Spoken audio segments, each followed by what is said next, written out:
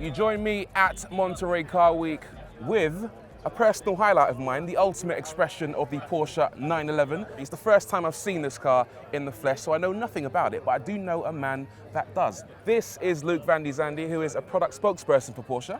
Nice to meet you. Rory, pleasure to meet you as well. This car, I think it's fair to say that in a world where everyone is prioritizing high horsepower, this takes a slightly different approach, and this is all about aerodynamics, right? Absolutely. It's all about aerodynamics. Of course, it's a very powerful car as it is, a little bit more powerful than the standard GT3. We've got a hotter cam, so you do have a little bit of a bump in horsepower, 518 versus the standard car. But of course, that's a small increase, and the big story here is Aero. In the low downforce setting, this car is making about 900 pounds of downforce, which is a big number. Yeah. But then, in the high downforce position, we're almost at 1,886 to 1,896 pounds of downforce at 177 miles an hour. Wow, So okay, cool. Really pretty incredible. We'll get to that in just a second, but let's start with the details at the front. I know at the front of the car, it has these very intricate kind of boomerang-shaped elements on the left and right of the bonnet. What's their purpose? So where we previously had 3 different cooling elements in the front of the GT3 and in GT3 RSs of the past, we've consolidated it to one single central radiator that's angled down. What we talk about it as is kind of an S shape, because if you can imagine the letter S, the air is traveling in much the same way. It comes in from the front in this lower section, travels through the radiator, which where I'm standing I can see, and then up and out this way, and it channels over the top of the car. I know it's got these enormous louvres on the fenders there, but also just behind it, you've got these extra spoilers almost. What's the idea behind these? It's all about airflow. It's all about channeling air cleanly along the outside of the car, relieving pressure in the wheel wells as well, because you can imagine at high speed the wheels moving very quickly. Yeah. There's a lot of turbulent air. Any additional outlet, any exhaust outlet that can allow to relieve that pressure that's created is a big help.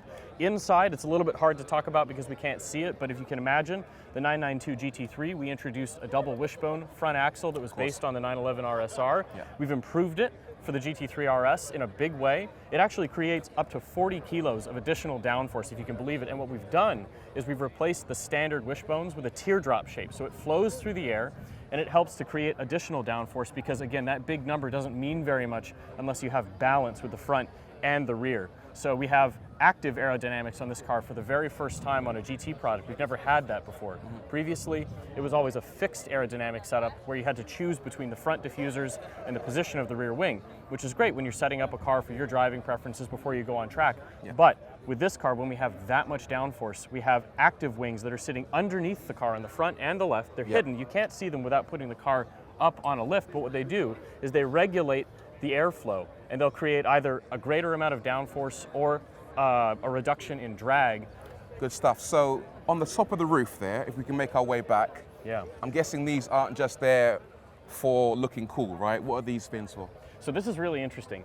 That hot air that's channeling out of the outlets on the hood, they're spitting out a lot of hot air. When they're working hard to keep the engine cool, it's generating a lot of power, but that hot air without these fins would go directly into the air intake, which is there on the deck lid of the rear of the car. And of course, hot air is the enemy of power with a combustion engine, so we really have to be careful to try to channel that air away. And that's exactly what these fins do.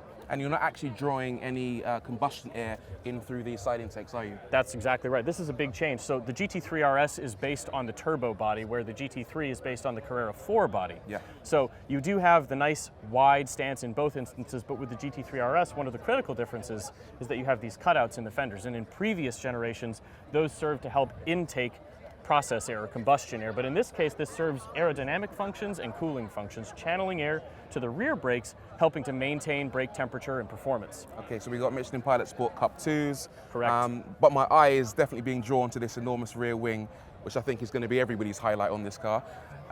What's the deal with this? So this is the biggest rear wing that we have ever put on a 911.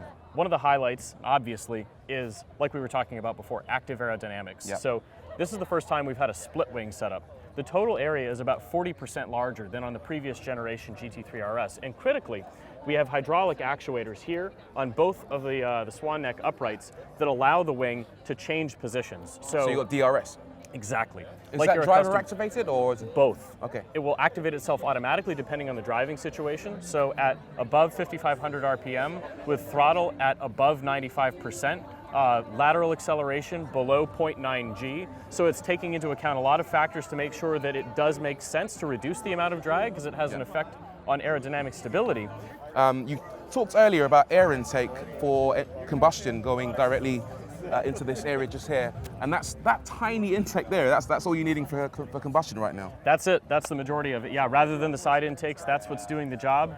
But around back, we also have a lot of other things happening. Of course, we have the diffuser like you're accustomed to seeing on the GT3 as well. In this case, that accounts for a whole 10% of the total downforce on the rear axle. So it's making a big difference. Obviously, the wing is the highlight.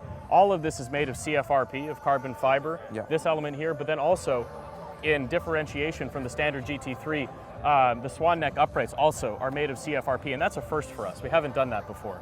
Incredible. Just looking at this rear section with the exposed area behind the wheel, what's the purpose of that? Again, smooth channeling of air, allowing for smooth exit of air from the rear wheel wells. Again, the whole purpose of this car is to be very deliberate. There isn't a single body panel on the new GT3 RS that's shared with the GT3.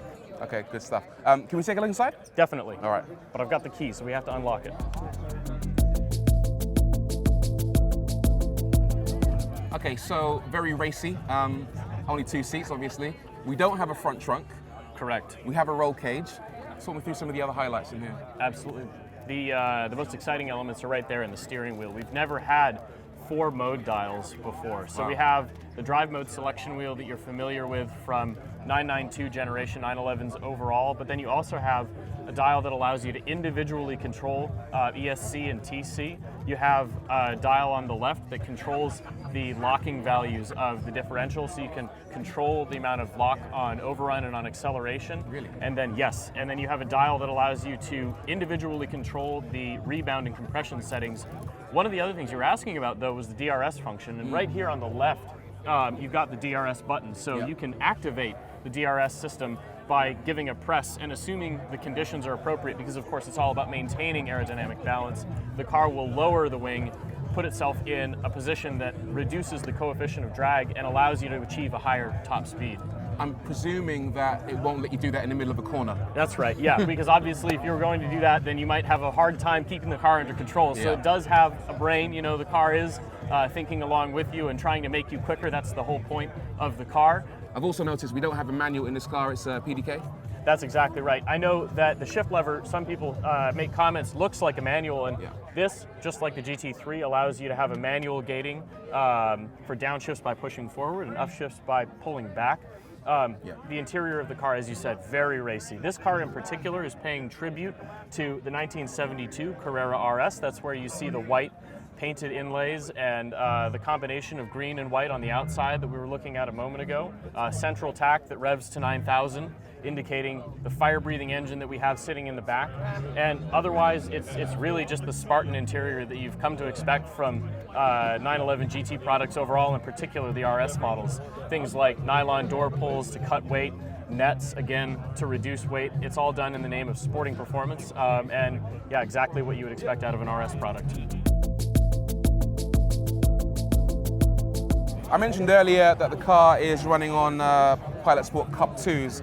Talk to me about the wheel situation though. Are we offset or 20s front and rear? Offset, very wide wheels, the biggest contact patch we have ever had on a 911. We have a 275 section width tire in the front, and at the back we have a 335. Hey, good to see you, brother.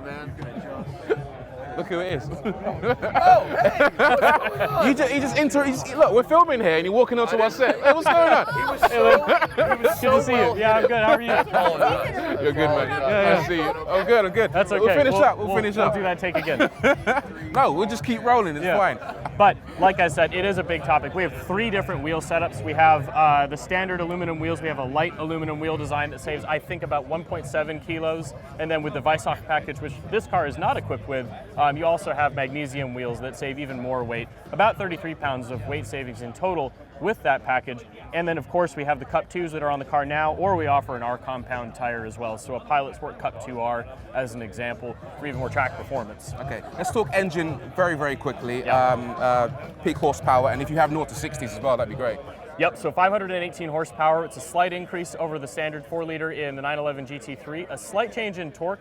It's actually a slight decrease, but we have better better torque curve higher in the rev range. So again, it's something that after you climb above 6,000 RPM, you're really going to notice it. It's going to be much more visceral. Good differentiation between the way that it feels in the standard GT3 versus this car, and not to 60 in 3.0. So that's 0.2 of a second quicker than the standard GT3. That's great. So final word then, price, how much? So we're in the US, and here in the States, when the car goes on sale, it's going to be $233,500 roughly before delivery. Of course, there are plenty of options to choose from, like I was saying, Weissach package, but the starting price is, yeah, right around there, $233,500.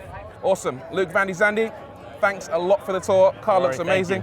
Sign me up. I'll have this one. We'll go get the paperwork. See you guys soon.